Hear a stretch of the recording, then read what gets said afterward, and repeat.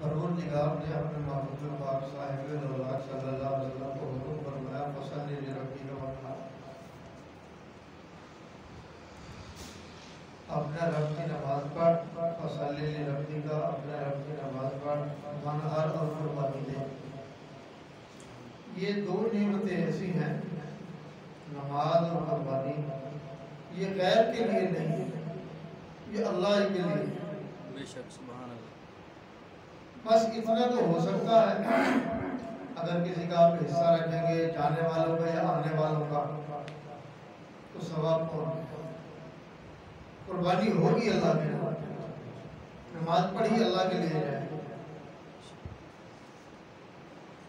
تو امام الانبیاء سرور کون مکان صلی اللہ علیہ وسلم نے عید الاضحیٰ کے موقع پر یہ جو عید ہم پڑھنے لگے اس کا نام ضحیٰ ہے، یہ قربانی کی عید ہے۔ قربانی کی عید میں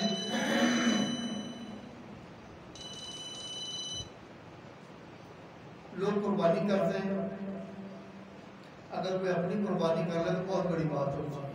بہت سے لوگوں کا ایک ذوق و شوق ہے، وہ اپنے فوت شدگان کے لیے کرتے ہیں، لیکن اس میں ایک شرط ہے مسئلے کی روح سے، وہ یہ کہ اپنی قربانی کا حصہ لے، جو مختار ہے اپنے گھر میں اختیار رکھتا ہے، اپنے گھر کا وارث ہے، وہ اپنے نام کا لے، پھر اپنے گزرے ہوئے کے لیے اگر کرنا چاہے تو کر لے، اللہ اس کو توفیق دے۔ بہت بڑی بات ہے۔ امام الانبیاء سرور کون مکان صلی اللہ علیہ وسلم نے ایک عید الاضحیٰ کے موقع پر قربانی کے دنوں میں اپنی امت کی طرف سے حضور صلی اللہ علیہ وسلم نے 100 اونٹ ذبح کیے۔ سبحان اللہ، 100۔ اور اس امت کے لیے کیے جو امت آنے والی ہے۔ ہم کتنے خوش قسمت ہیں، ہماری قربانی تو ہو چکی ہے، اور وہ قربانی بھی آمنہ بلال عبداللہ کے چاند سید الاولین والآخرین صلی اللہ علیہ وسلم نے دی ہے۔ اس خوشی کی کیا انتہا ہو سکتی ہے، کیا ٹھکانہ ہو سکتا ہے ہماری عزت کا؟ کیا ٹھکانہ ہے ہمارے کمال کا کہ ہمیں نبوت نے اپنا قرب یوں عطا فرمایا کہ ہماری طرف سے پہلے قربانی کر دی۔ ہم ابھی آئے بھی نہیں، آج کارواں میں ہم تو آ جائے، ہزاروں سال گزرنے کے بعد ہم آئے۔ 70 قربانیاں امام الانبیاء صلی اللہ علیہ وسلم نے اپنے دست اقدس سے ذبح کی۔ 30 قربانیوں کے لیے حضرت علی کرم اللہ وجہہ کو فرمایا علی آگے بڑھ تو کر۔ سبحان اللہ۔ بہت سے لوگوں کو ایک شبہ ہے، وہ جب حضرات صحابہ اہل بیت کا ذکر خیر کرتے ہیں بس خلق و بس کر جاتے ہیں، بس سب برابر ہیں، بھی سارے پاک ہیں، اس میں کوئی شبہ نہیں، سارے پاک ہیں۔ ہم کب کہتے ہیں؟ ہم تو خود کہتے ہیں وہ پاک ہیں، لیکن یاد رکھو امام الانبیاء صلی اللہ علیہ وسلم نے اپنی طرف سے جو قربانیاں کی، کس کی طرف سے؟ اپنی طرف سے امت کی قربانیاں کی، اس میں حضرت علی کو شامل کیا، فرمایا اپنی قربانی کر۔ سبحان اللہ۔ اب تو ذبح کر، اب تیرے کام ہے ذبح کر۔ حضور صلی اللہ علیہ وسلم کا حضرت مولا علی کرم اللہ وجہہ کو کتنا قرب تھا، اس کا اندازہ ایک حدیث سے ہوتا کہ امام الانبیاء صلی اللہ علیہ وسلم کے وصال مبارک کے بعد حضرت علی کرم اللہ وجہہ نے اپنا ہاتھ اٹھا کر فرمایا کسی نے حضور صلی اللہ علیہ وسلم سے کچھ لینا ہو میں حاضر ہوں، کسی نے کچھ دینا ہو ہم حاضر ہیں۔ آپ نے کسی کو کچھ فرمایا ہو تو آپ کے ہمارے نبی ہیں، ان کے لیے ہمارے دل میں جو احترام ہے، ظاہر کچھ چھپی ہوئی بات تو ہے نہیں۔ مجھے بتانا یہ ہے کہ حضور صلی اللہ علیہ وسلم نے جہاں امت کی قربانی کی ہے وہاں حضرت علی کو اپنے ساتھ شامل کیا، فرمایا 30 اب تو قربان کر۔ سبحان اللہ۔ اگر سارے صحابہ ہی حضور صلی اللہ علیہ وسلم کی نظر میں، حضور صلی اللہ علیہ وسلم کے قرب میں، حضور صلی اللہ علیہ وسلم کے تعلق میں، حضور صلی اللہ علیہ وسلم کی محبت میں یکساں تھے تو پھر حضرت علی کرم اللہ وجہہ نے اکیلے اعلان کیوں کیا، سب نے کیوں نہ کیا؟ دوسرے خلفائے راشدین نے کیوں اعلان نہیں کیا؟ وہ رشتہ دار نہیں تھے حضور صلی اللہ علیہ وسلم کے؟ حضرت ابو بکر رضی اللہ تعالیٰ عنہ حضور صلی اللہ علیہ وسلم کے سسر ہیں. حضرت عمر رضی اللہ تعالیٰ عنہ حضور صلی اللہ علیہ وسلم کے سسر ہیں. حضرت عثمان غنی رضی اللہ تعالیٰ عنہ کے داماد ہیں. انہوں نے اعلان نہیں کیا کسی نے کچھ لینا ہو ہم حاضر ہیں. حضرت علی کرم اللہ وجہہ نے اعلان کیا ہم حاضر ہیں. سبحان اللہ. یہ گھر کا فرد اعلان کرتا ہے, باقی لوگ اعلان نہیں کرتے. آپ نہیں سمجھے اس بات کو. حضور صلی اللہ علیہ وسلم نے حضرت خواجہ ابو طالب سے چھوٹے بچے کو لیا ہے. حضرت علی کرم اللہ وجہہ نہایت چھوٹے سے تھے جب آپ نے ان کو لیا, پالا پوسا. جب حضور صلی اللہ علیہ وسلم کے اعلان نبوت کا وقت ہے اس وقت ان کی عمر مبارک 10 سال تھی. کوئی آدمی کسی بادشاہ کے پاس کچھ عرصہ گزار لے اس کا مزاج ہی بدل جاتا. کوئی آدمی کسی قصائی کے پاس تھوڑا عرصہ گزار لے اس کا مزاج بدل جاتا. وہ گڈاسا اور چھری چلانا جاننے لگتا. ہل چلانے کے والے کے پاس کچھ دن گزار لے, گاڑی چلانے والے کے پاس کچھ دن گزار لے, اچھا ڈرائیور بن جاتا. اچھی سمجھ بوجھ اس میں پیدا ہو جاتی ہے. کسی مستری کے پاس کچھ عرصہ لگا لے تو اچھا مکان تعمیر کرنے والا بن جاتا ہے. امام الانبیاء سرور کون و مکان صلی اللہ علیہ وسلم کی توجہ مبارک نے ان کو کتنا نوازا ہوگا, وہ کتنے نوازے گئے ہوں گے. بے شک. سبحان اللہ. کوئی اندازہ ہے اس بات کا؟ جس کو بچپن سے لے کر گویا کہ نبوت نے گھٹی اپنے پاس دی ہے.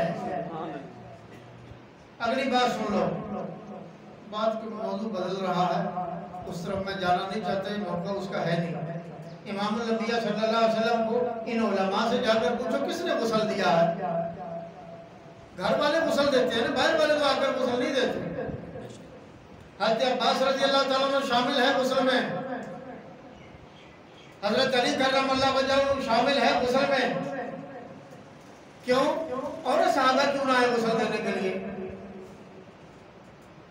سارے پاک, اس میں کوئی شبہ نہیں, سارے پاک. معصوم نہیں ہے, معصوم صرف نبوت کی ذات ہے. اصحابہ معصوم نہیں, محفوظ ہیں.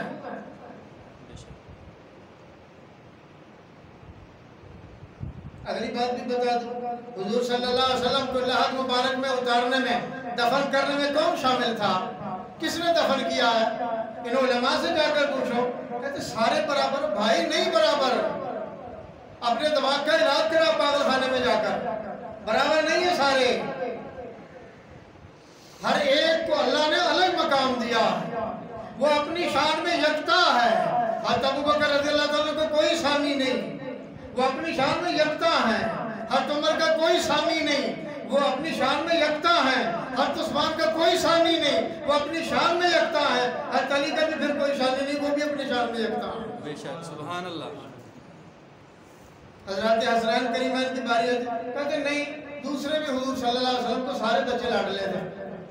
جو سینے پر کھیلا ہے, جس نے زبان چوسی ہے, جن کے منہ میں حضور صلی اللہ علیہ وسلم نے لعاب دین دے کر گھٹی دی ہے, وہ اور دوسرے صحابہ کے بچے برابر نہیں. بھائی عقل کا علاج کروا, سب کو برابر نہ کر. میں بات یہ کر رہا تھا فصلی ربی کا ونہر, پروردگار نے فرمایا میرے محبوب قربانی دے, اور ہماری قربانی ہو چکی. ہماری قربانی حضور صلی اللہ علیہ وسلم نے دے تو دیے ہیں. بے شک. 100 اونٹ دے دی. کتنے؟ 100 اونٹ. ہم نے بھی کبھی کوشش کی اپنی قربانیوں کے ساتھ حضور صلی اللہ علیہ وسلم کی کوئی قربانی رکھی ہو. آپ کے پیر بھائیوں کو اللہ نے توفیق دی, ہر سال کرتے ہیں. سبحان اللہ. اگر وہ اپنے نام کو چھپاتے نہ تو ان کا نام بھی ظاہر کر دیتے. اس منزل میں کچھ ساتھیوں نے مجھے کہا کہ آپ کی طرف سے قربانی ہم کرتے ہیں. میں نے کہا میرے پاس قربانی ہے, تو میری قربانی حضور صلی اللہ علیہ وسلم کے نام کرنا. سبحان اللہ. فوت شدہ جو دنیا سے جا چکے, وہ ایک قربانی میں 100 بھی شامل ہو سکتے ہیں. کتنے؟ 100. 1000 بھی شامل ہو سکتے ہیں, لاکھ بھی شامل ہو سکتے ہیں, کروڑ بھی شامل ہو سکتے ہیں, ارب بھی شامل ہو سکتے ہیں, خرب بھی شامل ہو سکتے ہیں. وہاں بات حصے کی نہیں رہ جاتی, وہاں بات صرف ثواب کی ہوتی ہے. زندوں میں حصہ ہوتا ہے, زندوں کا مسئلہ اور ہے، جو دنیا سے چلے گئے ان کا مسئلہ اور ہے۔ آپ اپنے لیے قربانی لے لیں، اپنی بیوی کے لیے قربانی لے لیں، آپ بھی گھر کے مختار ہو، آپ اپنے باپ دادے کے لیے ایک قربانی، چکر دادے کے لیے صرف ایک ہی قربانی میں سارے خاندان کو شامل کر لیں، حتی آدم علیہ السلام کی ذات کرام تو سارے شامل ہو جائیں گے، ثواب ہی جانا ہے۔ مجھے عرض یہ کرنا تھا کہ حضور صلی اللہ علیہ وسلم نے 100 قربانی امت کی طرف سے کر دی، اور ارشاد کیا ہو، آئندہ آنے والی اپنی امت کی طرف سے میں قربانی کر رہا ہوں۔ سبحان اللہ۔ جو صحابہ موجود تھے ان کی طرف سے نہیں، آپ نے بولا آئندہ آنے والی امت کی طرف سے قربانی کر رہا ہوں۔ گویا کہ ہماری قربانی تو حضور صلی اللہ علیہ وسلم نے دی تھی، ہمارے جیسا خوش قسمت کون ہے؟ بے شک سبحان اللہ۔ لیکن ہمیں بھی اپنے نبی کے لیے کوئی دل میں گوشہ رکھنا چاہیے، کوئی گنجائش رکھنی چاہیے، ہم بھی تو کچھ کریں نا۔ اگر حضور سید دو عالم صلی اللہ علیہ وسلم کی آمد مبارکہ نہ ہوتی، یہ زمین و آسمان کچھ نہ ہوتا، بنایا اللہ ہی نے ہے، کچھ سبب بھی ہوتا۔ لولا ما خلقت الافلاک، اس جیسی دوسری حدیث پر علماء نے لکھا وہ صحیح ہیں۔ اگر صحیح حدیثوں کے ساتھ کوئی ضعیف حدیث بھی مل جاتی ہے تو اور مزید تقویت ہو جاتی ہے۔ اس کا یہ مطلب نہیں کہ ضعیف حدیثوں پر اپنا کوئی عقیدہ یا اپنا کوئی مذہب استعمال کرنے کیوں نہیں ہوتا۔ حضور صلی اللہ علیہ وسلم نہ ہوتے کچھ بھی نہ ہوتا، آپ سبب ہیں اس دنیا میں، آپ کی وجہ سے سب کچھ اللہ تعالیٰ نے بنایا، اپنے محبوب کو اللہ تعالیٰ نے بھیجنا تھا۔ حدیث میں آتا ہے، حدیث قدسی ہے، کنت کنزا مخفیا، اللہ فرماتے ہیں میں ایک مخفی خزانہ تھا، فَأَحْبَبْتُ أَنْ أُعْرَفَ، مجھے یہ بات پسند آئی کہ میں بھی پہچانا جاؤں، مجھے بھی لوگ جان لیں، تو میں نے پھر ارادہ کر لیا، تو میں نے اپنے محبوب کو بھیجا، پھر ساری دنیا بنا دی۔ سب میں پہلے روح طیبہ صلی اللہ علیہ وسلم کو اللہ تعالیٰ نے دیا، سبحان اللہ۔ سب میں پہلے وہ مارد وجود میں آئی، اس کے بعد دوسرے عالم ارواح کو اللہ تعالیٰ نے بنایا۔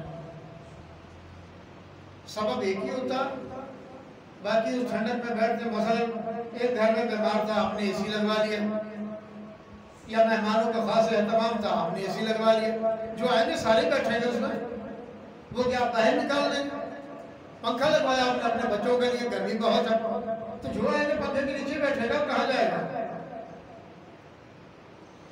اللہ تعالیٰ نے ہر کام کے لیے ایک سبب بنایا ہے۔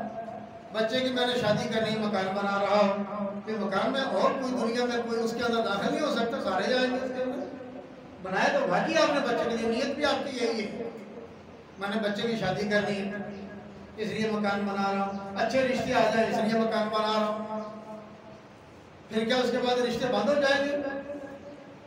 رشتوں والے بند ہو جائیں گے یا ان کا آنا جانا بند؟ کیوں نہیں؟ اللہ تعالیٰ نے یہ نظام چلایا اپنے محبوب پاک صلی اللہ علیہ وسلم کے سبب سے۔